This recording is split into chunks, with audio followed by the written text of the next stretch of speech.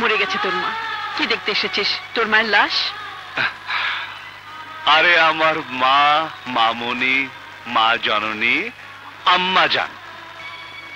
মরলে মরুক দুশ্মনের মা, আমি বেঁচে থাকতে আমার মাকে আজরালও ছুতে পারবে না। থাক, আর চামচামো করতে হবে না। আছে না তোর আরেক মা, চাকরি মা, তাকে নিয়ে থাক। এই মাকে কি দরকার?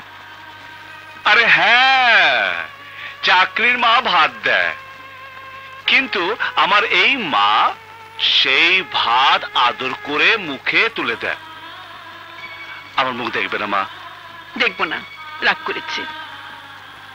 দেখবে না? বললাম তো দেখবো না, রাগ করেছি। বেশ, আমি রাগ করে চলে যাচ্ছি। আরে আরে, কোথায় গেলি রবি? আমি তো মিথ্যে বলেছি। আমিও মিথ্যে বলছিলাম মা। আর যেতে পারবে না তো? তোর কি?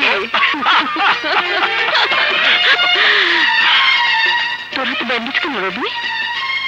ও কিছু না, এক সন্ত্রাসীকে ধরতে গিয়ে ওই সন্ত্রাসী আমাকে চাকু মেরে পালিয়ে যায়।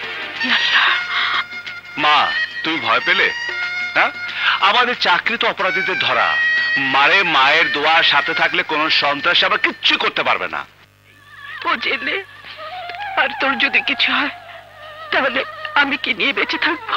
মা, এই মা, আমাকে নিয়ে আমি এখন ঢাকা ট্রান্সফার হয়েছি। আবার ট্রান্সফার হবি, আবার চলে যাবি, আমি আবার একা হয়ে যাব।